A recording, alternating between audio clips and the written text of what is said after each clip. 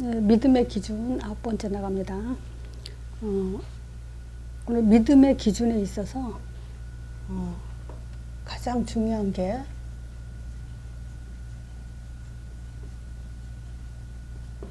성경 창세기 1장 27절, 28절 가지고 모든 메시지를 지금 9번째 가고 있거든요. 특히 오늘 내용은요, 전도자의 내용으로 제목을 정했어요. 근데 사실 이게 사도들의 메시지가 사실은 전도자의 내용이 되어야 되죠. 그래서 믿음의 기준에 있어서 이 전도자의 내용, 즉 사도들의 메시지는 아주 확인하기 좋은 그런 내용입니다. 그래서 우리가 복음을 전하고 기도, 응답 일치시키면서 설명을 계속 해주다가 어느 날인가 이 사도들의 메시지를 가지고 복음이 맞다라는 확인을 시켜주는 내용으로서 아주 좋은 내용입니다. 이게 사도들의 메시지가. 자, 지금 사도들 중에서 최고의 사도가 바울이죠. 근데 바울이 갈라디아서 1장 6절에서 8절에 아주 무서운 얘기를 해요. 어떤 얘기를 하냐면요. 그리스도의 은혜로 이렇게 부름받고 나서 너무나 속히 이같이 속히 떠나 다른 복음을 쫓는 것을 내가 이상히 여긴다 그래요. 다른 복음을 처음엔 들었어요. 근데 떠나요. 그래 놓고 이 다른 복음을 쫓아요. 그러면 이건 왜 그러냐면 어떤 사람이 이 사람들의 마음을 요란케 해서 미혹시켜서 그리스도의 복음을 변하게 하고 있는 거죠. 근데 복음이라 그랬는데 달라요. 그러니까 이것은 지금 무슨 얘기냐면요. 우리가 교회에서 목사님들이 복음과 다른 복음을 구분 못하고 설교하시는 분이 있어요. 그러면 신자들은 그걸 들을 때 복음과 다른 복음 또 구분 못하고 들어요. 그래서 이 사도들의 메시지, 전도자의 내용이 아주 중요해요. 진짜 복음과 다른 복음. 근데 이 그리스도의 복음을 변하게 하면요, 저주를 받는다 그래요. 저주 얼마나 무서운 겁니까? 근데 어느 정도냐면요, 우리가 전한 복음, 바울이요, 내가 전한 복음 외에 혹시라도 천사가 와서 말을 할지라도 그걸 들으면 안 된다고 할 정도로 강력하게 이 얘기를 해요. 또 9절에 갈라디아서 1장 9절에 여기서 또 반복을 해요. 저주에 대한 반복이에요. 지금 우리가 전에도 말했거니와 내가 지금 다시 말하는데 만일 누구든지 너희가 받은 것 외에 다른 복음을 전하면 저주를 받는다고 계속 반복해서 얘기해요. 그래서 정말 우리가 이 메시지가 얼마나 중요하냐면요. 다른지 확인되고 정말 또 확인되는 복음을 들어야 돼요. 왜냐? 저주하고 상관이 있어요. 이게 지금 교회 안의 얘기예요. 불신자 또 일반 종교인 그 사람들한테 얘기가 아니고 교회 안의 사람들한테 하는 얘기예요. 그래서 이 사도들의 메시지요. 하나도 가감 없이 사도들이 어떤 복음을 전했는지 사도행전에서 찾아서 쓴 게 11가지예요. 자, 사도행전 일단 3장 1절에서 10절까지 제일 처음에 사도들이 그 현장에서 선포된 것이 바로 예수 그리스도 약자입니다. 이름으로 일어나 걸어라 그랬어요. 이게 세상에서 지구상에서 최초로 선포된 이름이에요. 그 안진병이 일으키고 나서 지금 그 유대 법정에 지금 베드로가 끌려가죠. 어떻게 그 안진병이 일으켰냐? 간증을 하죠. 그 이름을 믿음으로 그 이름이 너희가 보고 있는 이 안진병이를 지금 낫게 했다. 이렇게 얘기하죠. 이게 사도들의 메시지예요. 딴 얘기 안 했어요. 두 번째 사도행전 4장 33절이요. 사도들은 큰 권능으로 주 예수의 부활을 전했다 그래요. 큰 권능이 뭐겠어요? 성령의 역사에 힘입어서 예수님이 부활했다. 이걸 전했다는 거예요. 또 세 번째, 5장 42절에 보면요.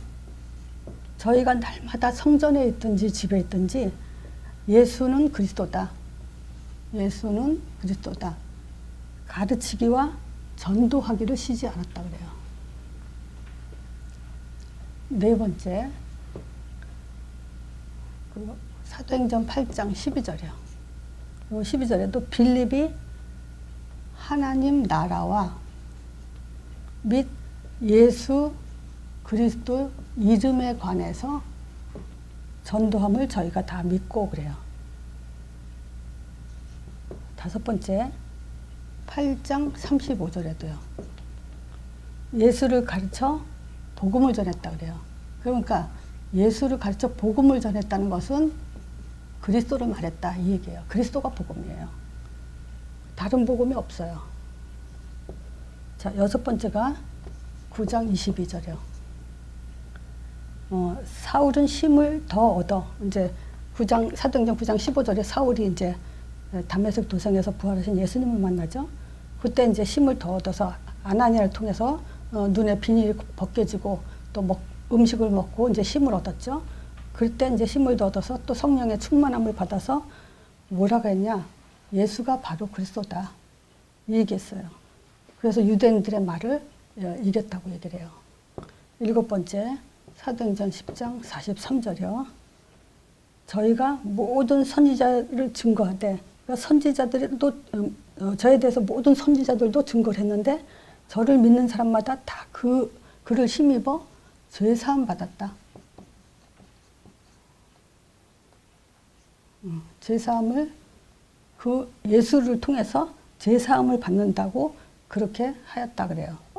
자, 이런 거에 자, 여덟 번째 17장 3절이요.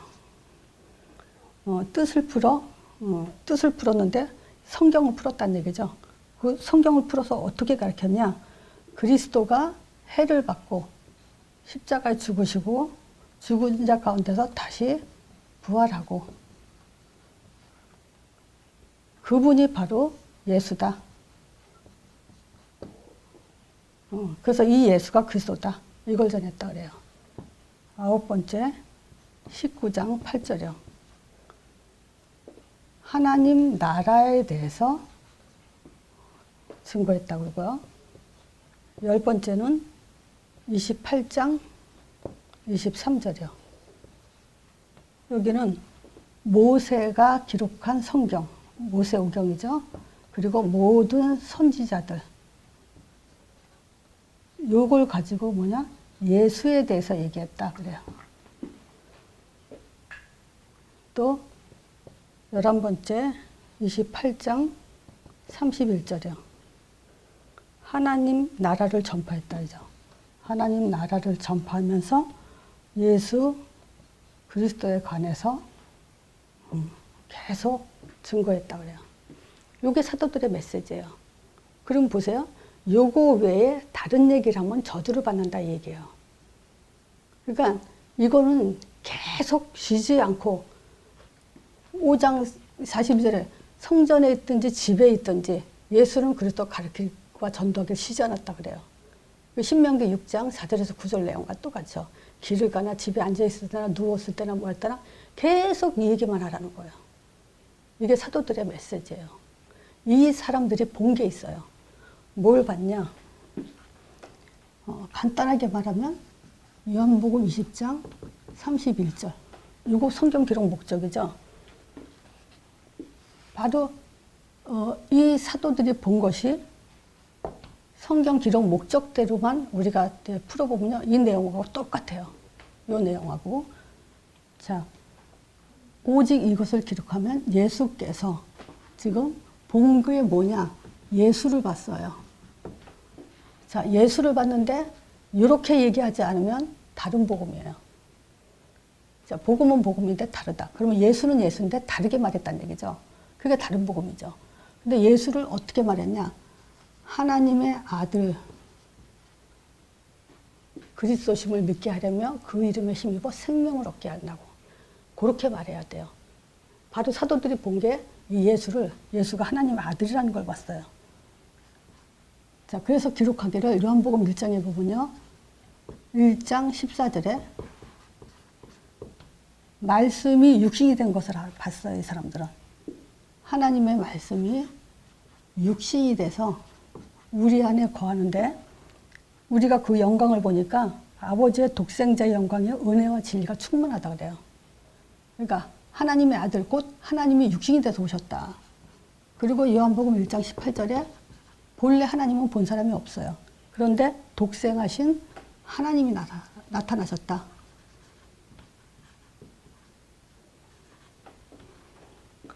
이렇게 하나님을 봤다는 거예요. 그래서 하나님의 아들 곧 하나님을 봤다. 즉 하나님이란 증거를 가졌다. 하나님은 안 보이죠. 이게 바로 사도들이 본 믿음이에요. 그런데 바울이 썼죠. 고린도 후서 4장 6절에 보면 거기 이런 말이 있어요. 창세기 하나님이 세상을 창조할 때 그 어두운 데서 빛이 비실하시던 그 하나님께서 예수 그리스도의 얼굴에 있는 하나님의 영광을 아는 빛. 예수 그리스도는 하나님을 아는 영광의 빛을 비추겠다는 거예요. 그러니까 예수가 하나님이시고 예수를 하나님의 아들 통해서 우리가 하나님을 아는 그 확인, 그 믿음이 시작되지 않으면요. 첫 단추부터 잘못 끼게 되는 거고 믿음이 빗나가고 결국은 종교 생활을 하게 된다는 거예요. 그러니까 예수를 말하려면 하나님 아들이라는 이 첫 단추부터 껴야 돼요. 그리고 예수가 하나님의 아들 그리스도심을 믿게 하려며 이게 복음이죠. 그래서 마태복음 16장 14절에 이 복음을 고린도 후서 4장 4절에 이 세상 신이 믿지 않은 자들의 마음을 혼미케 해서 그리스도의 영광의 광채가 비치지 못하게 해요. 그러니까 뭐냐? 사단은 요 그리스도를 모르게 한다 이 얘기예요. 그래서 나온 것이 뭐냐면요. 너희는 사람들이 나를 누구라고 하냐 했을 때 예레미야 같습니다. 엘리야 같습니다. 세례요한 같습니다. 그렇게 틀리게 얘기한 거예요. 그럼 이거는 뭐냐면 복음이 아닌 거죠. 요즘 보세요. 지금 순복음교에서 강조하는 것이 뭐죠? 방언 받아라. 성령 충만 받아라. 지금 말하자면 체험을 강조하죠. 그래서 제가 그래요. 기독교인들 만나면 목사님이 가장 강조하는 게 뭐라고 생각합니까? 뭐가 제일 많이 들립니까? 그거 물어봐요. 근데 어떤 교회든 거의 다 체험이에요. 그리고 뭐 방언도 체험이죠. 지금 이런 식으로 예레미야, 엘리야, 세례 요한 같은 그렇다고 말하는 것은요. 창세기 3장부터 주님 오시는 그날까지 신자들을 미혹시키고 틀리게 다른 복음으로 가게 하는 방법이 바로 이 내용이에요. 그리스도 고백하고도 적용이 다 예레미야, 엘리야, 세례 요한 선지자 지식이에요. 자, 또 구원파 있죠. 구원파가 뭘 강조하죠? 사실은 구원파가 강조하는 건 율법이에요. 회개하라. 그리고 구원받은 날짜 얘기하고 있고. 또 뭐가 있죠? 베레아라고 쓰나? 여기는 뭐냐? 사단 귀신 얘기하죠. 결국 어떤 면에서는 천자 제사장 왕만 모르게 따로따로 강조하거나 변질되게 지금 얘기하거나 그리스도의 삼직을 강조는 하는데 사실은 한꺼번에 강조하는 게 아니라 자기 나름대로 들어오는 대로 지금 강조를 하고 있죠. 신자들도 마찬가지예요. 그리스도 얘기 듣고도 결국 문제 터지면 자기 체질로 가죠. 그게 그거예요. 그래서 베드로가 그리스도 고백하죠. 이때 하나님이 이걸 가지고 복이 있다라고 얘기를 해요. 그러면서 따라오는 것이 반석 같은 내 교회를 세운다. 응답 주겠다 그래요. 반석 같은 믿음. 음부의 권세가 이기지 못하고 하늘 문은 열쇠를 주겠다. 자, 그래서 이 그리스도라는 걸 가지고요, 이 고백을 통해서 이 응답 없이는 우리는 절대 이 땅을 살아갈 수 없어요. 응답 중에 최고의 응답입니다. 반드시 주는 응답. 안 주면 안 되는 응답이요. 근데 문제는 뭐냐? 고백해놓고 양다리 걸치죠. 자, 그 다음에 예수가 하나님의 아들 그리스도심을 믿게 하고 그 이름에 힘입어. 자, 그 이름은 어떤 이름이죠? 하나님의 이름이죠. 예수 이름은 하나님의 이름이에요. 근데 오늘 또 지난주에 요번 주죠. 요번 주에 오는 동안에 지난주 오는 동안에 뭘 얘기 들었냐면 하나님의 이름이 여호와 아니냐. 왜 하나님의 이름을 예수라고 그러냐. 이렇게 또 질문을 해요. 그리고 또 내가 하나님의 이름은 예수다라고 듣고도 인정을 하는 사람이 또 이제 하나님 이름 여호와에게 대해서 아직 이렇게 명쾌하게 받아들이지 못하면서 헷갈린다고 그러더라고요. 근데 이 여호와라는 이름의 뜻은요, 예를 들어서 출애굽기 3장 15절에 모세가 이스라엘 백성들한테 가서 지금 하나님이 너희들을 애굽에서 꺼집어내라 그랬다.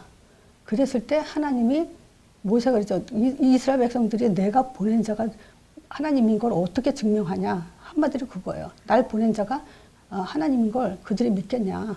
가서 내가 뭐라 그러냐. 그때 하나님이 하신 말씀이에요. 모세한테. 너는 이스라엘 자손들에게 가서 얘기해라. 너를 보낸 이는 너희 조상의 하나님, 아브라함 하나님, 이삭의 하나님, 야곱의 하나님이라고 해라. 그러면서 그때 하신 말씀이 이 이름이 여호와인데 이 이름은 영원한 나의 이름이고 대대로 기억할 표어다.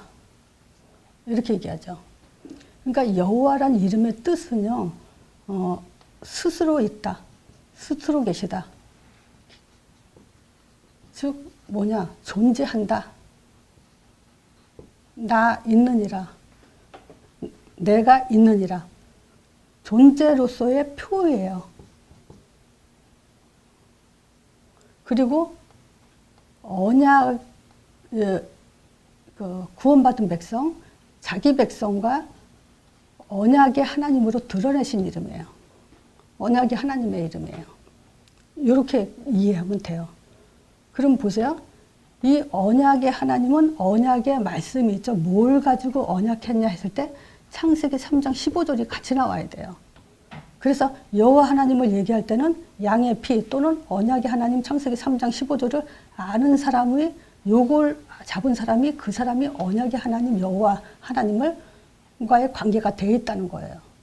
근데 이게 없으면 창세기 3장 15절이 없으면 양의 피가 없으면 여호와 하나님하고 상관이 없어요. 그렇다면 창세기 3장 15절은 예수죠. 그래서 이 예수 통해서 하나님은 뭘 약속했냐면 구원과 임마누엘을 약속한 거예요. 자, 그럼 여기서 우리가 더 명심해야 될 게 뭐냐면요. 예수 이름의 뜻이 뭐냐면 여호와의 구원이란 뜻이에요. 그래서 여호와는 나는 존재한다, 있다. 그 표시로서 이름이고 언약의 백성과 관계하는 하나님으로서 드러나신 이름이에요. 그렇지만 여호와 하나님 이름으로 구원받는 게 아니란 얘기예요. 그래서 이 예수 이름은 바로 구원받는 이름이고 하나님이 나와 함께하는 이름으로서 우리에게 필요한 이름은 바로 이 예수 이름이에요. 여호와의 구원, 이 뜻의 이름. 예수 이름 안에 여호와의 구원이라는 이름이 여호와 이름이 들어가 있어요. 그래서 하나님이 말하기를 뭐냐? 이 예수 이름으로 구원 주고 내가 너와 함께 하겠다라는 언약이기 때문에 우리에게 필요한 것은 예수 이름이지 여호와 이름이 아니라는 거죠. 그래서 여호와 증인들 같은 경우는 예수는 하나님의 아들로 얘기하고 예수 이름은 하나님의 이름이 아니라고 얘기하죠. 그리고 신성도 부정하고. 지금 요 설명으로 이해가 되셨나 모르겠어요. 어쨌든 반복해서 한번 들어보세요. 자, 우리에게 필요한 이름은 예수 이름이라는 거. 여호와 이름이 아니라는 거. 여호와 이름을 강조할 때는 창세기 3장 15절과 같이 얘기를 해야 된다는 거예요. 같이 얘기하지 않으면 그건 여호와 하나님이 아니에요. 자, 그래서 이 하나님의 이름 예수죠. 그래서 구원자 임마누엘이라는 이름이에요. 예수 이름으로. 그렇게 본 것이 사도들이에요. 자, 그리고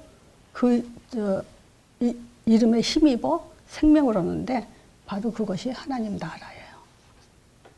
성령 역사 일어나죠. 자, 어떤 성령 역사냐? 마태복음 28장, 마태복음 12장 28절이요. 자, 29절에도 하나님의 성령에 힘입어 귀신을 쫓아내죠. 하나님 나라는 귀신을 쫓아내는 이름이에요. 그 힘입어 귀신을 쫓아내는 거면 하나님 나라가 너희 안에, 내 주, 우리 안에 있죠. 또 누가복음 17장 21절에도 하나님 나라는 너희 안에 있느니라. 그런데 이 하나님의 나라가 마태복음 16장 그리스도 고백하고 나서 16장 28절에 여기 섰던 사람들 중에 인자가 왕권을 가지고 오는 것을 볼 자들도 있느니라 그랬죠. 즉, 이 왕권은 언제부터냐? 사도행전 2장 1절에서 4절부터예요. 요 이전에는 성령이 왕권이 아니에요. 이 왕권은 왜 왕권이냐? 구원이 완성된 성령으로서의 왕권을 말하는 거예요. 구약과 신약에는 아직 이 성령, 구원 사역이 완성되지 않았기 때문에 왕권이 아니라 선지자 제사장권으로서의 성령이고, 이제 마가다락방의 성령은 우리에게 이제 왕권으로서 성령의 하나님 나라의 사역이에요. 그 하나님의 왕권이 우리 안에 영원히 함께 하시는 거예요. 요것을 본 거예요. 사도들이 본 거. 그러면 하나님의 아들 그리스도 예수 이름 하나님 나라, 사도들의 메시지랑 똑같죠. 요걸 봤다는 거예요. 그래서 사도 요한이 바로 요한복음 20장 31절을 기록했죠. 그뿐만이 아니에요. 사도행전 28장 23절에 보면 바울이 로마행을 가면서 이제 셋집에서 복음을 전하죠. 그랬을 때 여기서요, 많은 사람들이 오는데 모세의 율법과 선지자의 말을 가지고, 모세 율법, 그러니까 성경 모든 걸 가지고 선지자들의 말을 가지고 뭐냐? 예수에 대해서 설명하라는 거예요. 봐서 이게 전도자의 내용이에요. 요거 없이는 저주받아요. 흑암이 덮어요. 흑암이 꺾이질 않아요. 모든 문제 이기심이 없어요. 이거 가진 사람에게 보좌의 축복이 있어요. 근데 이 보좌의 축복의 키는 뭐냐? 예수를 영접한 모든 자에게는 보좌의 축복이 있어요. 근데 사용을 할 줄 모르죠. 그래서 제가 언젠가 말씀드렸을 거예요. 최근에 전도자에게 사용하는 법이 바로 전도자예요. 그래서 보좌의 축복은 두 가지로만 얘기할게요. 뭐가 보좌의 축복이냐? 사도행전 27장이요.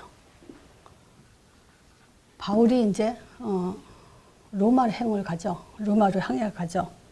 이때 사도행전 27장에는 유라굴로라는 광풍을 만나요. 그래서 유라굴로라는 광풍이라는 것은 유라굴로 광풍이라는 것은 요 말이 기록이 됐다는 것은 역사적 증거, 사실적으로 있었다 이 얘기예요. 그래서 우리는 바울의 그 간증을 들으세요. 성경을 통해서. 특히 27장은요. 그대로 있었던 사실을 그대로 기록된 거예요.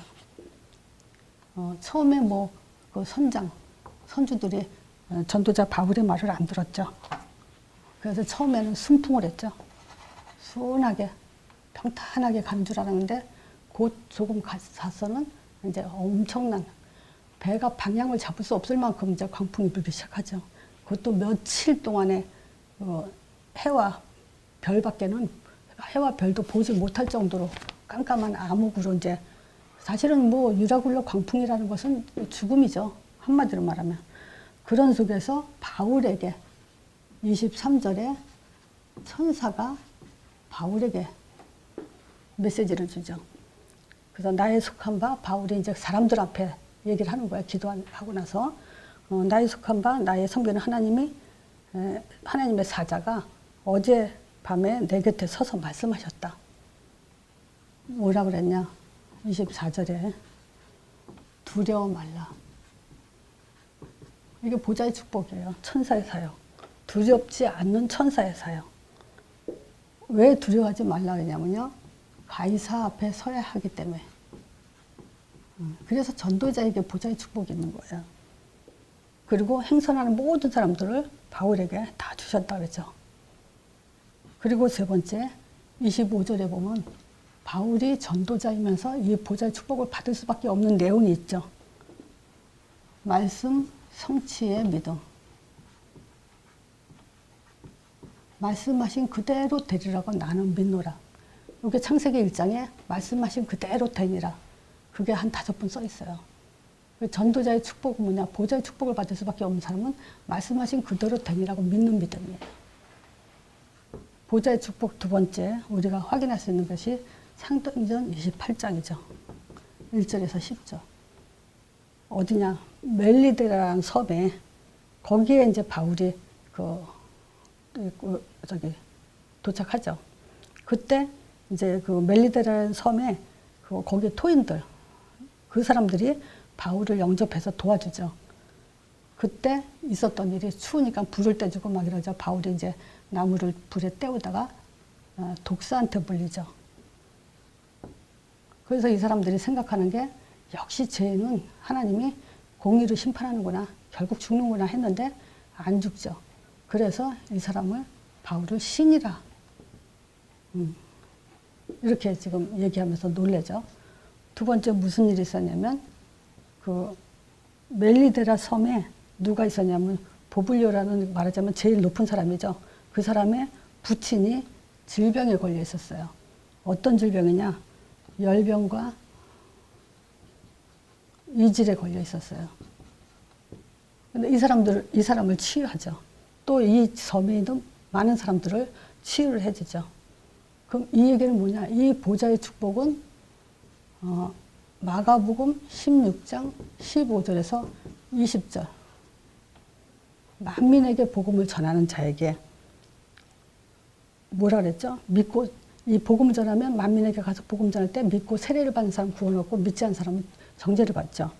그러면서 믿는 자에게 이런 표적이 따른다 그랬는데 바로 이런 표적을 얘기해요. 너희가 내 이름으로 귀신을 쫓아내며 새 병원을 말하며 뱀을 집으며 무슨 독을 마실지라도 해를 받지 않고 병든 자에게 손을 얹으면 나으리라 그러죠. 즉 말씀 성취예요. 즉 이 보좌의 축복은 뭐냐? 천사의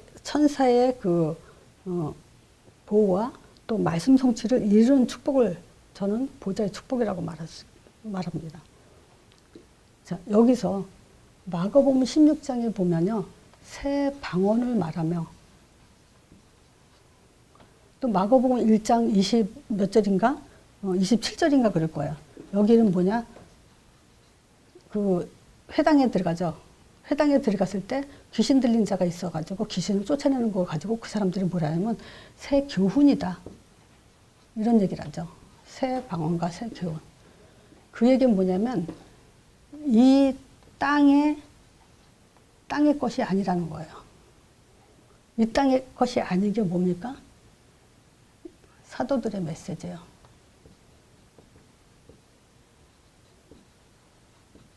이것이 새 방언이고 새 교훈이에요. 사람들이 본 거예요. 제자들이 본 거. 전도자들이 본 거. 이것이 새 방언이고 새 교훈이에요. 이건 땅의 교훈이 아니에요.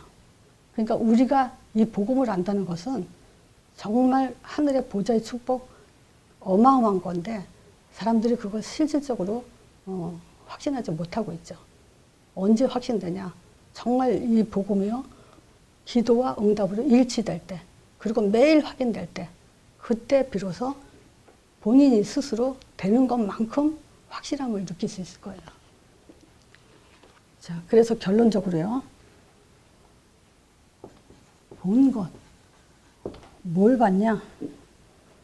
예수는 그리스도다. 이걸 봤어요.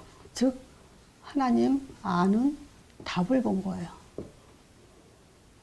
두 번째, 재앙을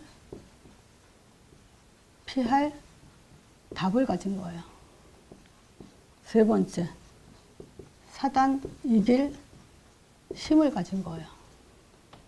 네 번째, 성령이 역사하는 답을 가진 거예요. 다섯 번째, 인도와 응답을 받는 또 미래를 가는 답을 가진 거예요. 복음 5가지죠. 하나님의 아들,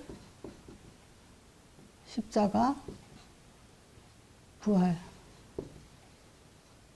예수 이름, 땅끝 증인. 요걸 본 것이에요. 사도들이. 그리고 뭐냐? 우리가 그리스도 안에 다 있다는 말 알죠? 그리스도 안에 다 있어요. 하나님 아는 답, 재앙 피할 답, 사단 일기 답, 성령이 역사하는 답, 인도와 응답, 미래 보장받는 답. 그럼 다 가진 거예요. 그리스도 안에 다 있는 거, 다 가진 거예요. 요걸 가지고요, 우리가 개인화돼야 돼요. 그래서 제가 요즘 계속 지금 3번째 말이에요. 에서. 자, 개인화 안 되면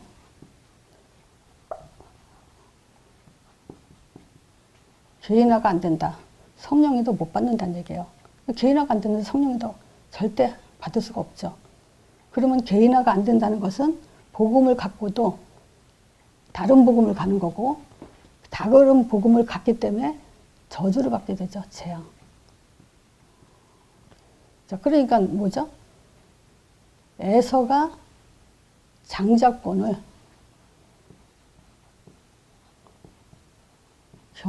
경술이 아니고 경홀이 여김으로 인해서 원어적으로 가볍게 여겼다.